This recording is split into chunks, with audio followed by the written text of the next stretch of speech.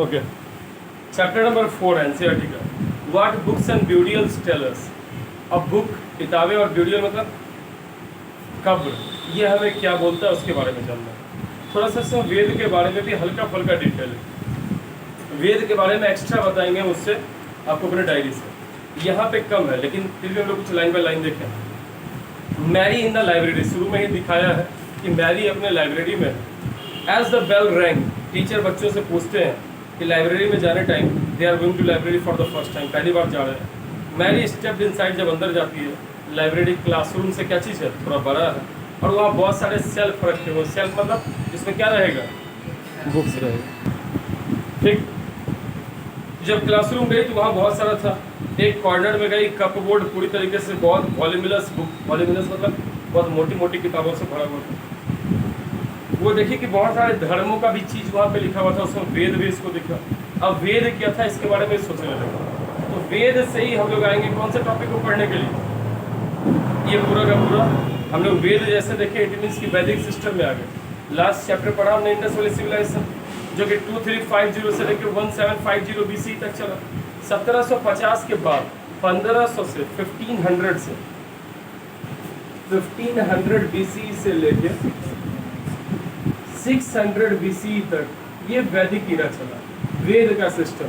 जब आर्यंस लोग हमारे इंडिया आ गए, और ये आर्यंस आए कौन से पास से, खाइबर पास, हिंदुकुश माउंटेन में खाइबर पास है, उससे ये पहुंच गए, आर्यंस हो गए। आर्यन कौन लोग थे, ये वो पीपल थे जो क्या चीज थे, गाय और गाय से जुड़े चीजों को ही बस देखते थे।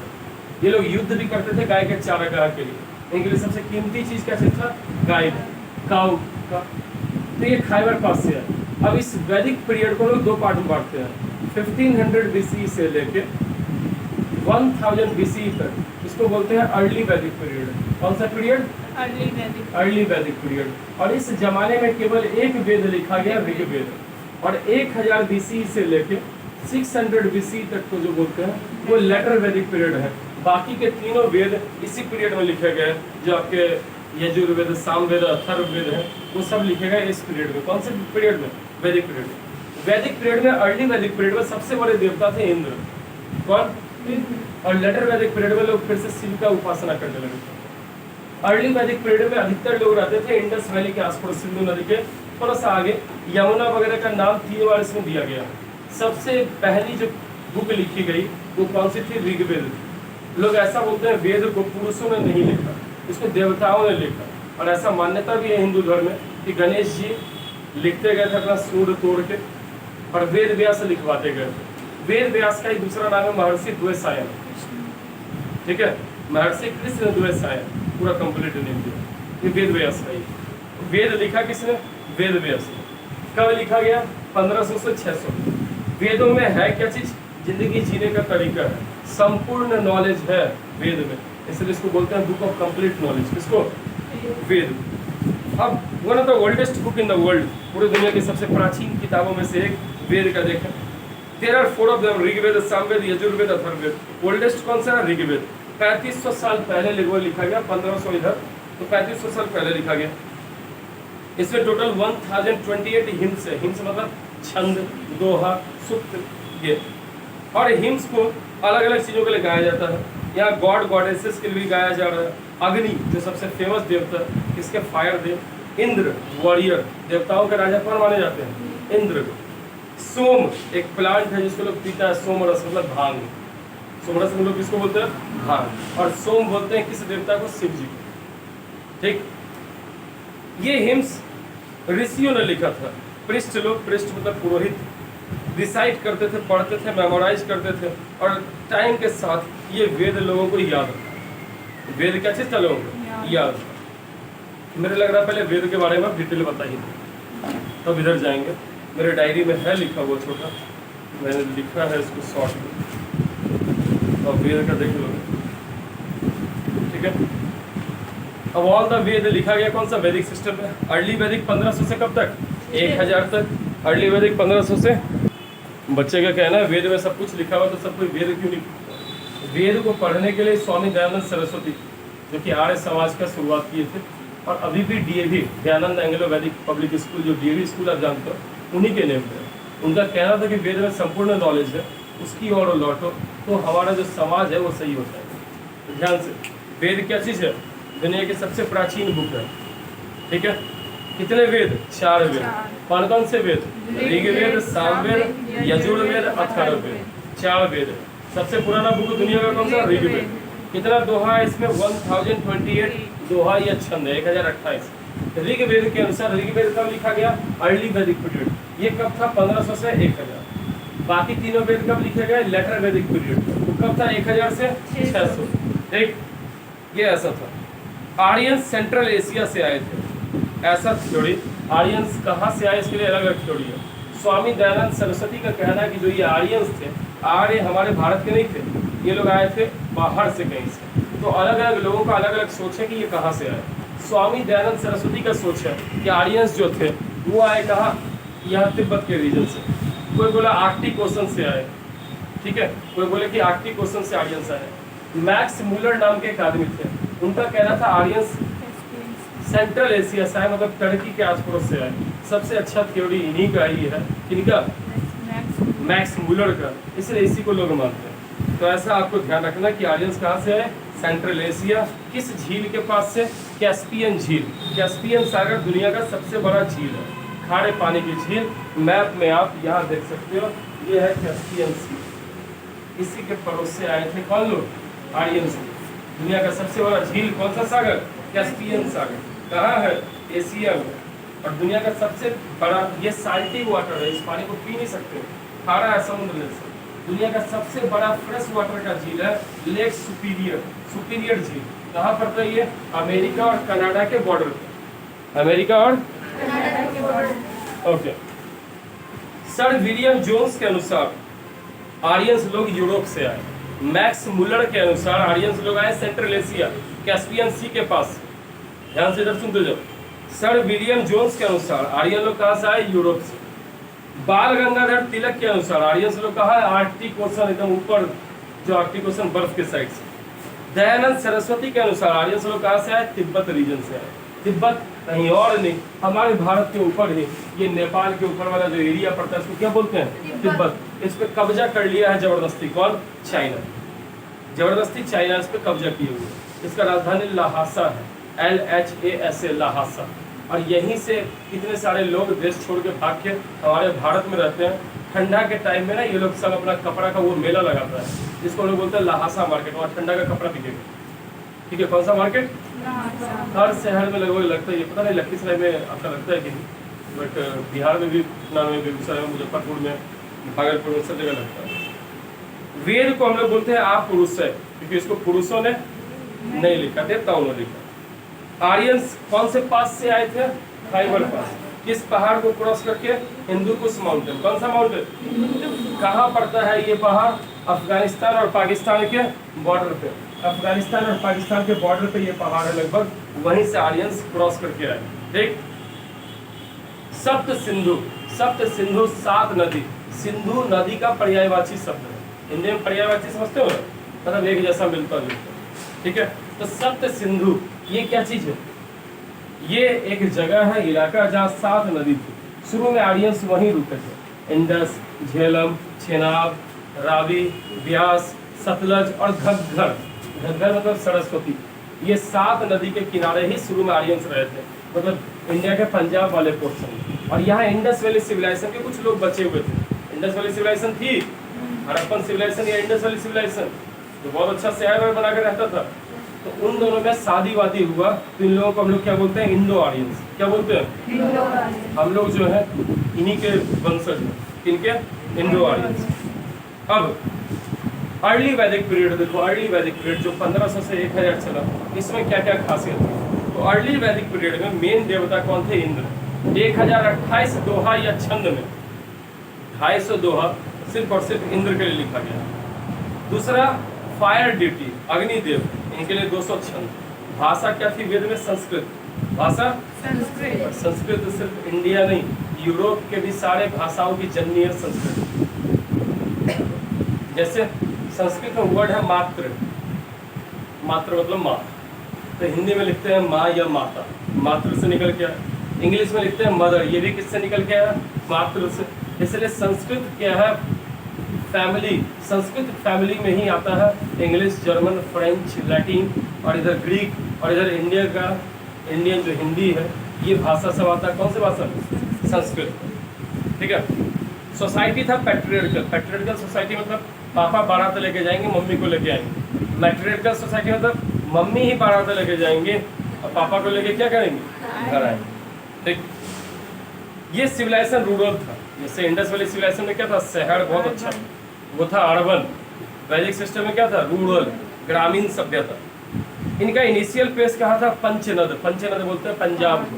जो पंजाब उसका नाम है पंजोड़। अब देखो पंजाब का नाम ये 2 वर्ड से बना, पंज मतलब 5 और अब मतलब area between reverse. Area between जो 5 नदियों के बीच का जो एरिया है उसको हम लोग क्या बोल रहे हैं? पंजाब। तो शुरू में ये लोग कहाँ रहा था आर्यन सब? पंजाब में। नहीं समझे? पंजाब में रहे। अब इसके बाद वेद, अब 4 धार्मिक किताबें थी। मेन हमें वेद देखना है। ऋग्वेद में 10 मंडल है, 10 खंड है। कितना खंड? 2 से 7 तक का जो खंड है सबसे पुराना है। बाकी 1, 8, 9 और 10 ये सब नया है। 2 से 7 तक का खंड क्या चीज है? सबसे पुराना। सबसे पुराने बुक में गोत्र, हम सबका कोई ना कोई किसी भी जाति से हम है, सबका गोत्र है। और गोत्र होता है 7 ऋषियों के लिए। जैसे मेरा गोत्र कश्यप, अब इधर संगम है उसका भारद्वाज। ठीक है। तुम्हारा गोत्र? कश्यप। चौधरी तो टाइटल हुआ ना बाबू, गोत्र होगा आपका कुछ? पंडित जी आप तो ब्राह्मण हुए ना जाति से, गोत्र होगा किसी ऋषि का? वत्स गोत्र। कश्यप। ठीक।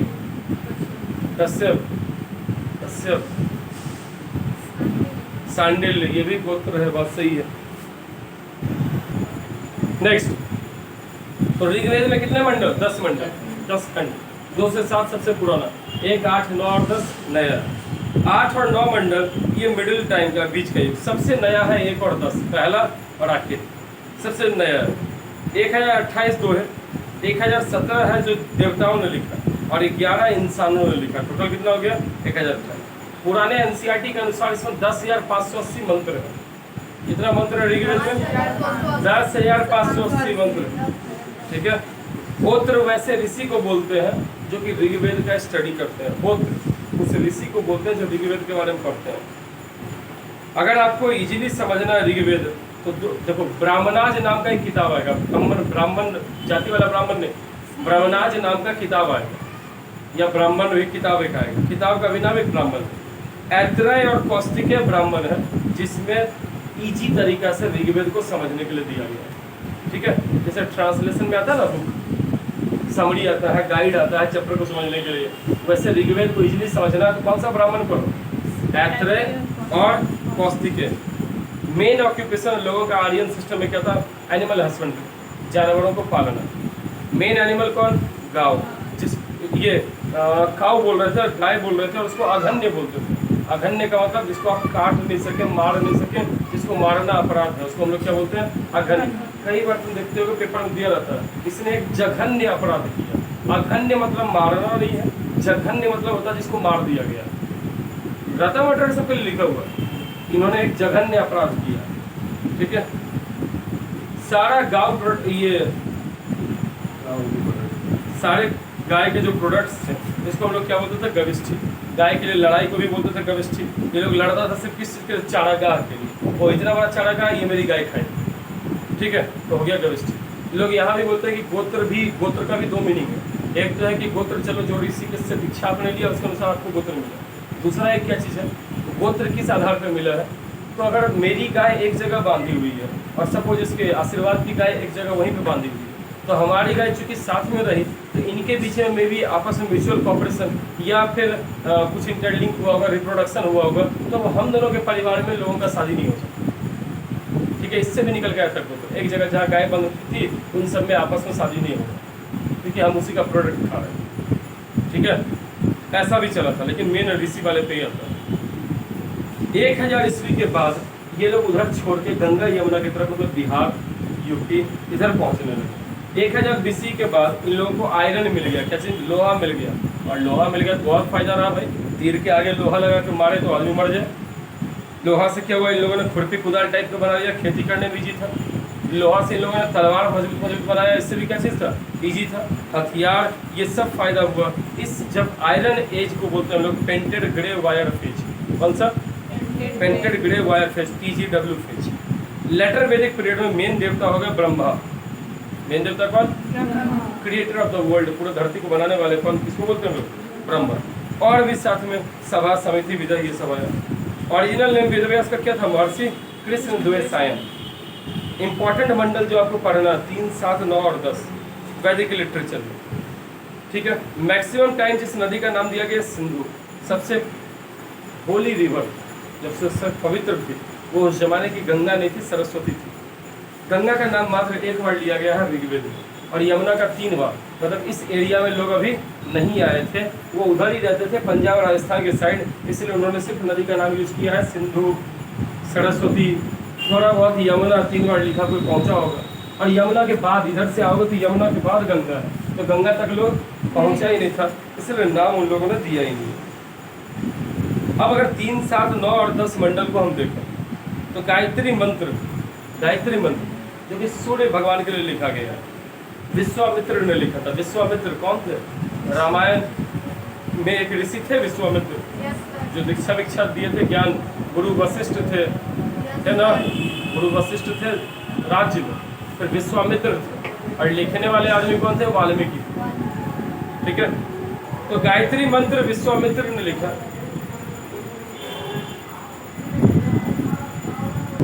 चलो okay,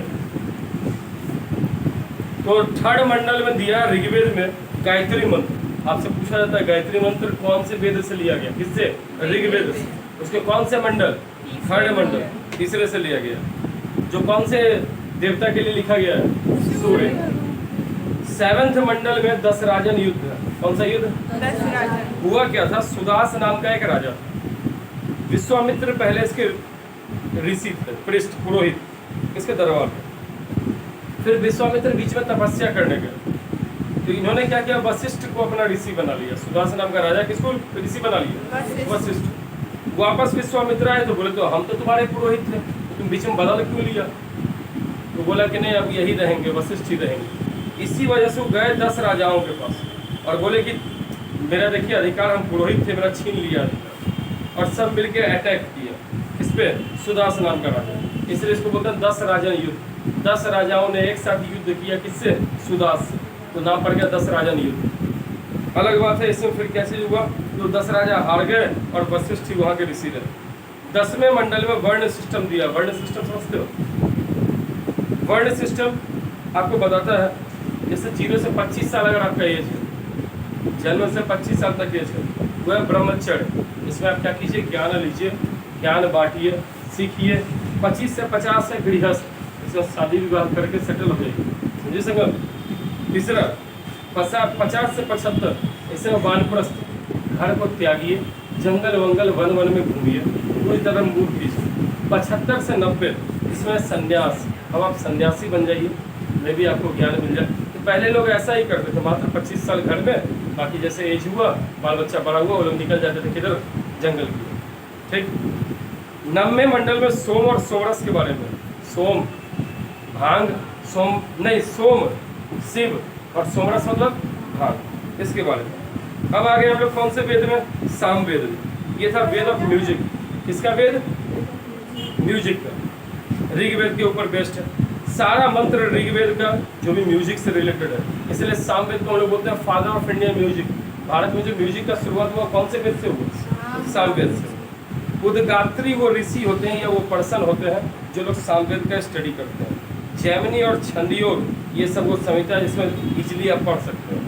father of Indian classical music इसी को बोलते हैं सामवेद, और फादर ऑफ इंडियन डांस बोलते हैं शिव जी को, क्योंकि वही सबसे पहले बार नटराज फॉर्म में क्या किए थे, डांस किए थे, ठीक। सामवेद में 1810 दोहा, कितना दोहा, 1810। तीसरा आया कौन सा वेद, यजुर्वेद। यजुर्वेद में पद्य और गद्य दोनों है। ये 2 पार्ट में, कृष्ण यजुर्वेद और शुक्ल यजुर्वेद। हर महीना देखो 2 पार्ट में रहता है, कृष्ण पक्ष शुक्ल पक्ष। पता है क्या?